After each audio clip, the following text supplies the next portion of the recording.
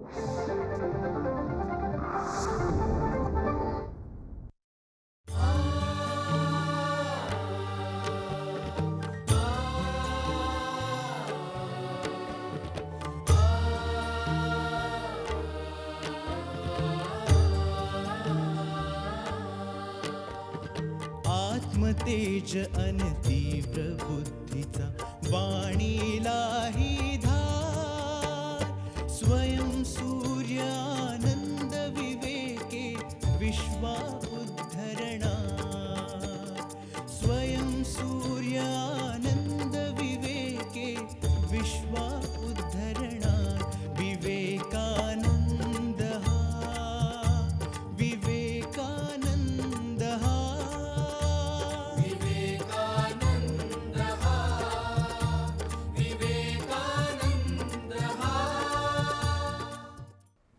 नमस्कार.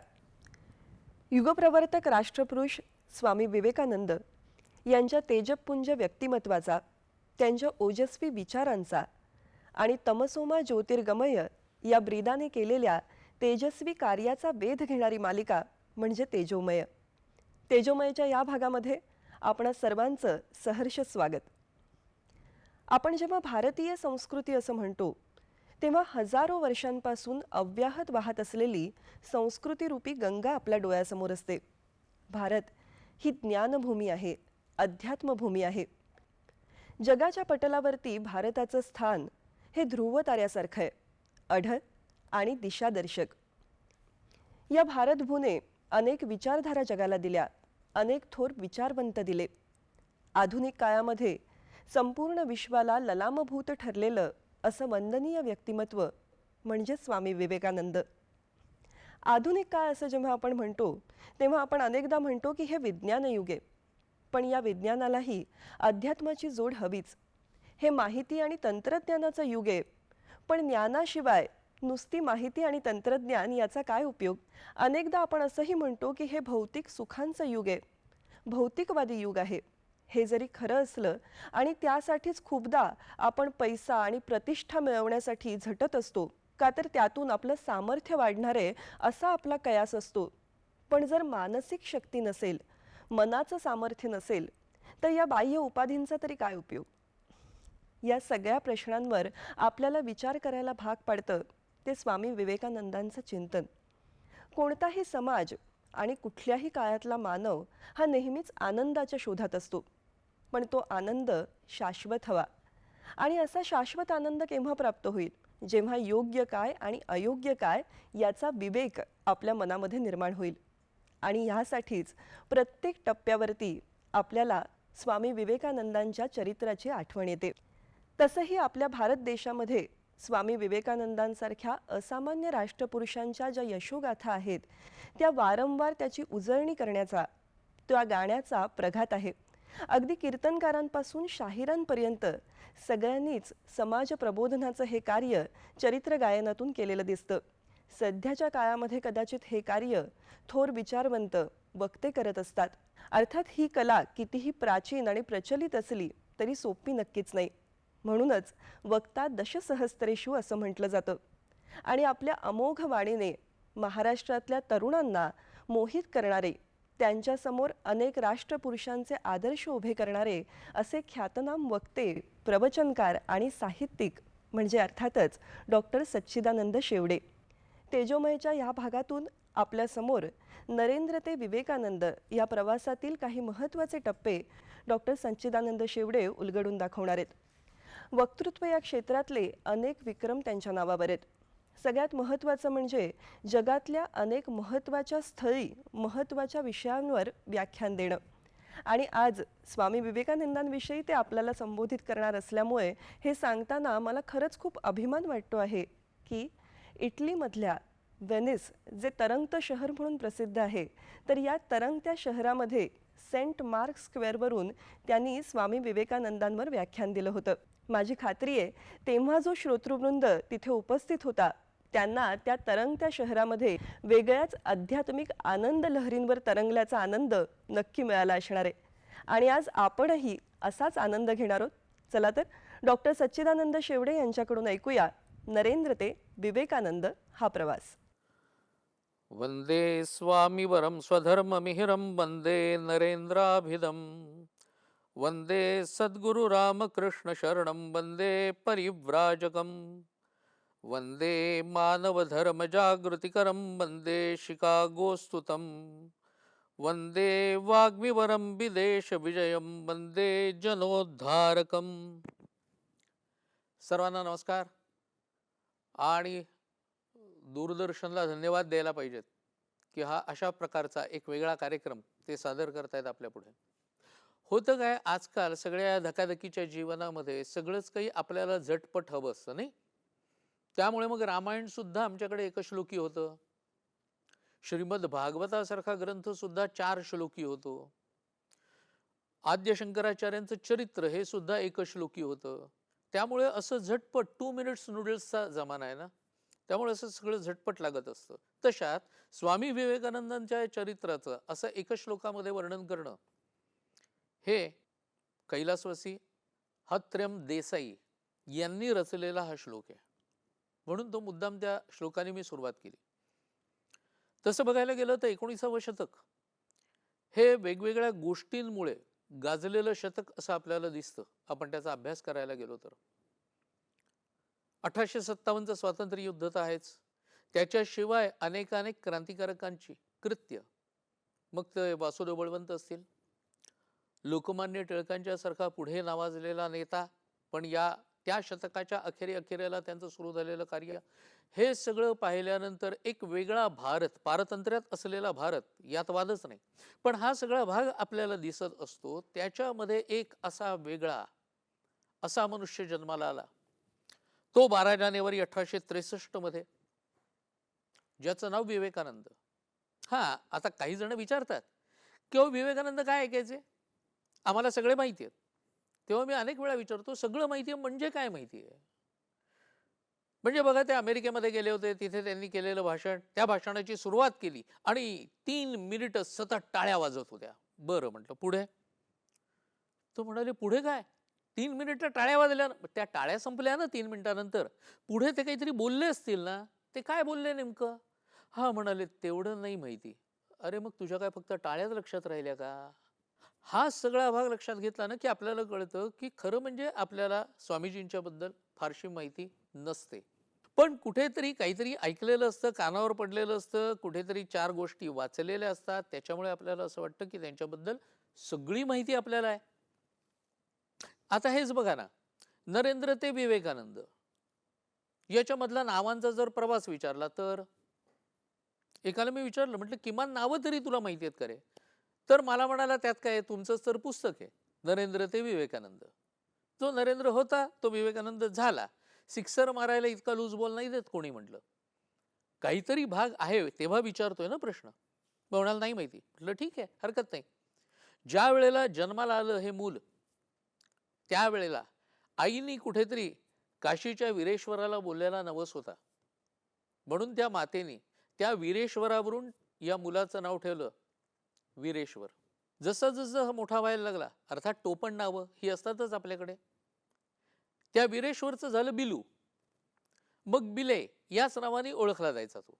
सगळीकडे हाका मारणारे सगळेजण बिले याच टोपण नावाने हाक मारायला लागले.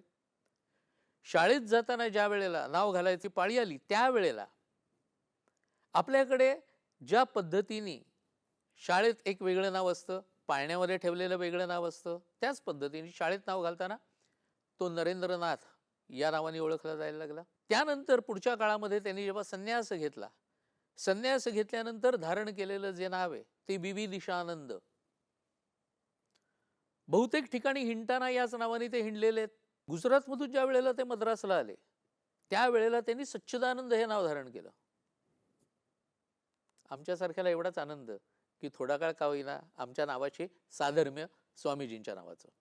आणि मग पुढे, अर्थात यातला विनोदाचा भाग सोडून द्या, मग पुढे खेतडी नरेश जे होते राजस्थानचे, त्यांच्या आग्रहामुळे ते म्हणाले, एवढे सर्वधर्म परिषदेला जात आहे स्वामीजी, विविदिशानंद एवढं लांबलचक नाव हे नीट तिथल्या लोकांना म्हणताही येणार नाही, त्यापेक्षा तेच जर छोटं केलं, संक्षिप्त केलं तर. म्हणून त्यांच्या आग्रहामुळे त्यांनी नाव धारण केलं विवेकानंद. मला सांगा, नरेंद्र ते विवेकानंद या नावांमधला एवढा प्रवास हा तरी आपल्याला माहिती असतो का? आणि आपण समजतो की आपल्याला विवेकानंद माहिती आहेत. आई भुवनेश्वरी देवी, वडील विश्वनाथ बाबू, उत्तम आणि नामांकित वकील, प्रचंड वकिली चालायची, घरात पैसे येत होते. त्याचप्रमाणे अडल्या नडल्या कोणालाही मदत करण्याबाबत विश्वनाथ बाबू पुढे असायचे, म्हणून लोक त्यांना दाता विश्वनाथ म्हणायचे. त्या काळाच्या पेक्षा पुढचा विचार करणारा असा हा पिता होता, हे लक्षात घ्या. आणि मग एकदा रायपूरला ज्या वेळेला मोठं काम आलं म्हणून वडिलांना जावं लागलं, त्यावेळेला वडिलांच्या बरोबर हा छोटा बिले आणि बाकीचं कुटुंब हे सगळेजण तिथे गेले. आता बऱ्यापैकी मोठा झालेला होता, शाळेत जायला लागलेला होता, त्यामुळे नरेंद्र किंवा नोरेन या नावाने तो ओळखला जात होता. वडिलांच्या बरोबर राहत असताना वडील कसे राहतायत, कसे वागतायत, काय करतायत, या सगळ्याचे कळत नकळत संस्कार हे मुलावरती होत असतात. वडिलांना वेगवेगळ्या कलांची अतिशय आवड. खूप मोठमोठे गायक घरी यायचे, त्यांच्या मैफिली व्हायच्या. अनेक मोठमोठे वादक होते. वडिलांना स्वतःला वाद्य वाजवण्याची आवड होती. बरोबर तीच नरेंद्रमध्ये उतरली आणि तो स्वतः पखवाज, तबला, ही सगळी वाद्य आणि सतार ही सगळी वाद्य उत्तम वाजवायला लागला. इतकंच नाही तर पुढच्या काळात ज्या वेळेला हे कोलकात्याला परत आले, त्यावेळेला त्यांनी नामांकित गायकांकडून गायनाची दीक्षा सुद्धा घेतली.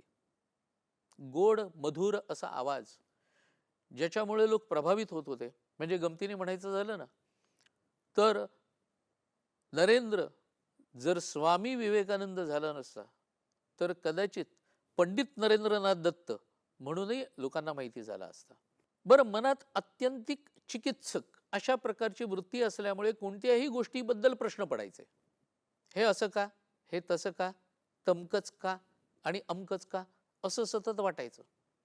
जरी लहानपणापासून ध्यानधारणा म्हणजे काय हे न कळण्याचं वय होतं बरं का, पण तेव्हापासून अगदी सहज आणि सुलभपणे व्हायची.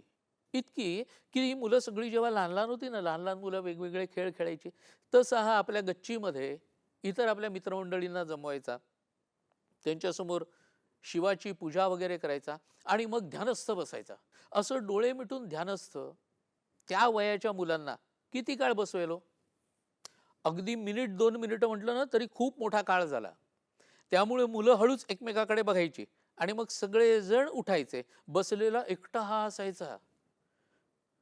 म्हणजे ज्या काळात ध्यान म्हणजे काय माहिती नाही, अध्यात्म कशाशी खातात ते माहिती नाही, त्या काळामध्ये सहजपणे खूप वेळ तो ध्यान म्हणून तसाच्या तसा बसलेला असायचा. एकदा एक नाग आला आणि तो बरोबर कुंडली मारून बसला समोर, इतक्या जवळ की याला उठून बाजूला घ्यावं, तो नाग दंश करेल. नागाला उडवायचं म्हटलं तर ह्याच्यामध्ये आणि नागामध्ये जास्त अंतर नाही. काय करावं म्हणून मुलं तर पळाली सगळी, खाली सांगायला गेली.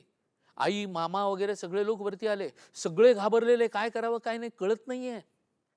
आणि मग अशा वेळेला ठरवलं असं की एकाने नरेंद्रला धरून बाजूला ओढायचं आणि त्याच वेळेला दुसऱ्याने त्या नागावरती काठी हाणायची आणि त्याला उडवायचं. बरोबर तसंच केलं एकाच वेळेला. आणि या ओढण्यामुळे जो नरेंद्र भानावर आला, त्यावेळेला त्याला सांगितलं की अरे बाबा, एवढा नाग तुझ्या समोर येऊन बसला होता, डसला असता तर तुला काही जाणवलं नाही, काही कळलं नाही? नाही म्हणाला, मला काही कळलं नाही. ही त्याची एकीकडे असलेली अवस्था आणि दुसरीकडे आत्यंतिक तीव्र अशा प्रकारची बुद्धिवादी अवस्था, या दोन्ही जर गोष्टी लक्षात घेतल्या तर एकूण मागोवा आपल्याला घेता येतो. कारण मी नेहमी असं म्हणतो की नरेंद्र ते विवेकानंद हा, खरं सांगू, एका कळीचा फुललेल्या फुलात रूपांतर होतानाचा प्रवास आहे. जसं एखादं सुरवंट सुंदर फुलपाखरू होतं, त्या प्रकारचा हा प्रवास आहे. त्यामुळे अत्यंतिक बुद्धिवादी, तीव्र चिकित्सक असा असलेला नरेंद्र, म्हणजे एक गंमत अशी आहे की एकदा चंपक वृक्षावरती मुलं खेळत होती. आता वडा पिंपळासारखा तो काही घट्ट कडक टणक अशा प्रकारचा नव्हे ना वृक्ष, पण त्याच्यावरती खेळायची. आणि खेळायची कशी की आडवी पसरलेली फांदी, तिच्यावरती तंगड्या अडकवायच्या, खाली मुंडी करायची आणि झोका घ्यायचा. किती भयंकर हा खेळ! नुसतं बघणाऱ्याच्या छातीत धडकी भरायची की चुकून पाय सुटला तर कपाळ मोक्ष. आणि या एका कारणामुळेच एका मित्राचे वडील तिथून जाताना त्यांनी हे पाहिलं आणि ओरडले. अरे म्हणाले, तुम्हाला काही कळत नाही, खाली उतरा. पहिल्यांदा सगळेजण खाली उतरले. तर म्हणाले, परत चढू नका या झाडावरती, कारण इथे वरती एक ब्रह्मराक्षस राहतो. आणि एवढं बोलून ते निघून गेले. ते निघून गेलेले पाहिले आणि मग नरेंद्र म्हणाला सगळ्यांना, चला खेळूया वरती. तर ते म्हणाले, अरे खेळूया काय? त्यांनी आता आपल्याला सांगितलं नाही का की तिथे वरती ब्रह्मराक्षस राहतो? हा म्हणाला, ते आपल्याला घाबरवायला सांगितलं, आपण वरती परत चढू नये म्हणून सांगितलं. अरे वेड्यांनो, खरा ब्रह्मराक्षस असता तर आत्तापर्यंत आपल्या मानगुटीवर बसला नसता का? काहीतरी उगाच विचार करता. असं सगळ्यांना त्यांनी सांगितलं. इकडे विश्वनाथ बाबूंच्याकडे जे लोक यायचे ना, दिवाणखाना भला मोठा होता, उत्तम वकिली चालत होती, त्यामुळे वेगवेगळ्या जातीचे पक्षकार यायचे, वेगवेगळ्या धर्माचे पक्षकार यायचे. त्या काळातले रीतीप्रमाणे सगळ्यांच्यासाठी हुक्के ठेवलेले होते बरं का. सगळ्यांच्यासाठी म्हणजे वेगवेगळ्या जाती करता वेगवेगळे हुक्के. लक्षात घ्या. नरेंद्रला प्रश्न पडला की याच्यात काही वेगवेगळ्या प्रकारची तंबाखू असते का? हे सगळे वेगवेगळे का ठेवलेले आहेत? आणि मग वडिलांना एकदा त्यांनी विचारलं, तर त्यांनी काही उत्तर दिलं नाही, कारण ते घाईत होते, निघून गेले. त्यांनी विचार केला की प्रत्येक जातीचा जर हुक्का आपण ओढून पाहिला तर काही वेगळ्या ठिकाणून दूरबीर येतो का? कोणाचा ओढला तर नाकातून, कोणाचा ओढला तर कानातून वगैरे, असं काही दूर येतो का? बघूया जरा. ती बालसुलभ उत्सुकता. आणि हे असं का? वेगवेगळ्या जातीच्या लोकांकरता वेगळे हुक्के का? हा प्रश्न अस्वस्थ करत होता. आणि मग एकदा घरात कोणी नाही हे बघून एक एक हुक्का ओढून पाहिला. वडील आले. तोपर्यंत वडील आतमध्ये आले. त्यांनी पाहिलं तर सगळा दिवाणखाना तो धुराने भरलेला. आणि त्यांनी मुलाला विचारलं की अरे हे काय करतोयस? तर म्हणाला, काही नाही, वेगवेगळ्या जातीच्या हुक्क्यांच्यामुळे माझ्यावर काही परिणाम होतोय का? एवढंच बघत होतो. वडील हसले आणि म्हणाले, ठीक आहे ठीक आहे, पुढे तुला कळेल कशासाठी हे ठेवणं भाग असतं ते. असं म्हणून ते निघून गेले तिथून. एकदा यांनी प्रत्यक्ष वडिलांनाच जाऊन विचारलं. म्हणाले, बाबा तुम्ही आमच्यासाठी काय ठेवलंय तो?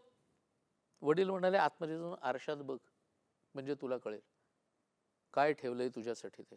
आरशा समोर जाऊन उभा राहिला आणि आपलं रूप पाहिल्यानंतर, आपल्या स्वतःला पाहिल्यानंतर असं लक्षात आलं की अरे वडिलांच्याकडून मिळालेलं हे सगळं शरीर आहे. त्याचप्रमाणे त्यांचे गुण, ज्याची आवड त्यांना होती, ती आवड आपोआप उपजत आपल्यामध्ये निर्माण झाली. वाद्य वाजवायला आपण शिकलो. नवे नवे आणखी एक गुण माहिती आहे आपल्याला. वडिलांना ना खाणं बनवायची भयंकर आवड होती. वेगवेगळे खाद्यपदार्थ स्वतः बनवायचे. आणि त्याच्यामुळे ते बघून बघून नरेंद्र सुद्धा खाणं बनवायला शिकला. आणि पुढे अमेरिकेमध्ये वगैरे गेल्यानंतर सुद्धा स्वामीजी स्वतःच्या हाताने स्वयंपाक करायचे. पण जर त्यांना झणझणीत खाणंच आवडायचं. तिथल्या शिष्यांना कुठचं झणझणीत सहन होतंय, पण तरी सुद्धा सगळेजण स्वामीजींच्या वरच्या प्रेमामुळे हा शुश करत का होईना, पण ते खायचे. एकीकडे याचं शिक्षण चालू होतं. शिक्षणामध्ये शिवाय वेगळ्या रीतीने इंग्रजीचं शिक्षण चालू आणि संस्कृतचं शिक्षण चालू. हे सगळं चालू असताना ज्या शाळेमध्ये होता त्या शाळेचे एक शिक्षक निवृत्त होणार होते. आणि म्हणून त्यांच्या निवृत्तीपर भाषणाची जबाबदारी याच्यावरती टाकली. बरं म्हणाला. आणि स्वतः उभा राहिला. अहो, अध्यक्षाच्या खुर्चीत कोण होतं माहिती आहे का? त्या काळचे काँग्रेसचे एक नेते, अध्यक्ष सुद्धा बनलेले असे सुरेंद्रनाथ चॅटर्जी हे अध्यक्षपदाच्या खुर्चीत होते. पण तिथे उभं राहून अस्खलित इंग्रजीमध्ये नरेंद्रनी उत्तमपैकी भाषण केलं. आता शाळा सुटल्यानंतर मग ज्या वेळेला पुढच्या शिक्षणाकरता म्हणून कॉलेजमध्ये ॲडमिशन घेतली, त्या कॉलेजचं नाव होतं प्रेसिडेन्सी कॉलेज. या प्रेसिडेन्सी कॉलेजमध्ये ॲडमिशन घेतली खरी, पण परीक्षेच्या आधी काही काळ हा मुलगा एकाएकी आजारी पडला. आणि आजारपणामुळे कॉलेजनी त्याला परीक्षा देण्याकरता नकार दिला. आणि हा नकार दिल्यानंतर लगेच तिथल्याच जवळच्या एका जनरल असेंब्लीज इन्स्टिट्यूट या कॉलेजनी मात्र त्याला प्रवेश दिला. नुसता प्रवेश दिला नाही, परीक्षा देण्याची अनुमती सुद्धा दिली. असाच एक भाग पुढच्या काळामध्ये घडला होता बरं का. त्याच प्रेसिडेन्सी कॉलेजनी एका अशाच भारतीय विद्यार्थ्याला, तो विद्यार्थ्यांचा नेता होता म्हणून खोट्या कारणाचे आरोप त्याच्यावरती लादून त्याची हकालपट्टी केली होती. त्याची हकालपट्टी प्रेसिडेन्सीने केली आणि जनरल असेंब्लीजनी त्याला लगोलग प्रवेश दिला.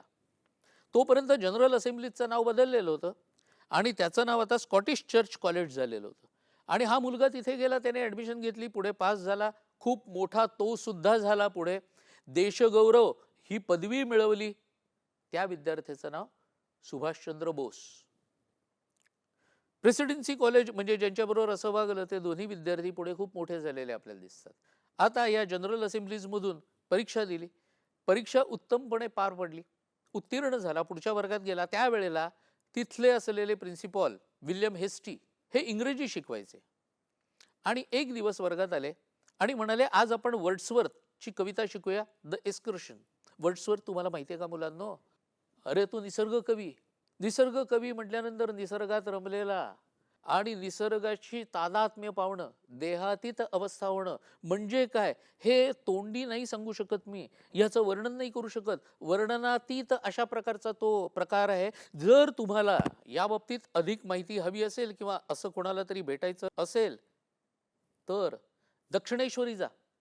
दक्षिणेश्वरीचा जो अबली आहे त्याचं नाव आहे रामकृष्ण. सगळे लोक त्याच्याबद्दल बोलतात की तो तशा प्रकारचा आहे, भावावस्थेत जातो, देहातीत अवस्थेत जातो, अशा प्रकारचा तो आहे. रामकृष्ण हे नाव तिथे पहिल्यांदा कानावर पडलं एका इंग्रजी शिकवणाऱ्या गोऱ्याकडून. ज्या काळामध्ये dogs and Indians are not allowed अशा प्रकारच्या पाट्या असायच्या, त्या काळामध्ये कानावर पडलेलं नाव. आणि मग नरेंद्रच्या मनामध्ये प्रश्न, रामकृष्ण कोण आणि त्यांना आपण भेटायलाच हवं. आजच्या या भागामध्ये नरेंद्र ते विवेकानंद हा स्वामीजींचा प्रवास डॉक्टर सच्चिदानंद शेवडे यांच्याकडून समजून घेत असताना रम्य ते बालपण असं आपण म्हणतो, तो स्वामीजींच्या बालपणीचा रम्य काळ त्यांच्या गोष्टीतून अनुभवत असताना मला वाटतं आपण सगळेच हरवून गेलो होतो. स्वामीजींच्या विषयी किती रंजक माहिती आपल्याला कळली. मग ती स्वामीजींची आपल्याला अज्ञात असलेली नावं असतील, त्यांना असणारी संगीताची, स्वयंपाकाची आवड असेल, ही माहिती रंजक होतीच. पण त्याचबरोबर मला वाटतं लहानपणी त्यांना अवगत असलेली एकाग्रता, निरंतर त्यांच्या मनात जागं असणारं कुतूहल, या गोष्टी खूप शिकण्यासारख्याही. स्वामीजींचं चरित्र हे नेहमीच आपल्यासाठी प्रेरणादायी राहिलेलं आहे आणि गोष्टी ऐकायला आपल्याला खूप आवडतंच. किंबहुना गोष्टींची गंमत अशी असते की गोष्टी आपल्याला इतिहास सांगतात आणि त्याचबरोबर इतिहास घडवण्याचं सामर्थ्यही देतात. याचं एक ठळक उदाहरण म्हणजे अर्थातच आपणा सगळ्यांचं आराध्य दैवत असणारे छत्रपती शिवराय. जिजाऊंनी सांगितलेल्या रामायण महाभारताच्या गोष्टीतूनच शिवबा घडत गेला आणि आज नरेंद्र ते विवेकानंद हा प्रवास जेव्हा आपल्या घरातली युवा पिढी ऐकते आहे, लहान मुलं ऐकत आहेत, तेव्हा त्यांच्या मनावरही निश्चितपणे चांगले संस्कार या निमित्ताने होणार आहेत, यात काही शंका नाही. आणि ज्या ठिकाणी, ज्या टप्प्यावर येऊन या भागात आपण थांबलो आहोत, तो पुढील टप्पा तर आपण सगळ्यांचं लक्ष वेधून घेणारा आहे. साक्षात परमगुरू रामकृष्ण परमहंस आणि त्यांचा पट्ट शिष्य म्हणजेच स्वामी विवेकानंद यांची भेट आणि त्यानंतर स्वामी विवेकानंदांच्या आयुष्याला मिळालेली कलाटणी, लागलेलं अद्भुत वळण, याविषयी जाणून घ्यायला तुमच्यासारखीच मीही उत्सुक आहे. तेव्हा डॉक्टर सच्चिदानंद शेवडेंसह पुन्हा भेटूया पुढील तेजोमयच्या भागामध्ये. तोवर नमस्कार.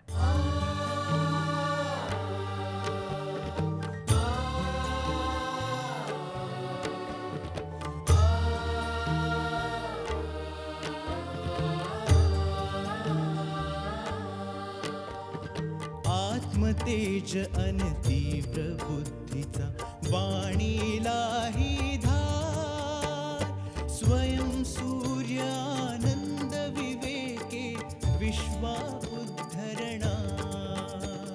स्वयं सूर्यानंद विवेके विश्वा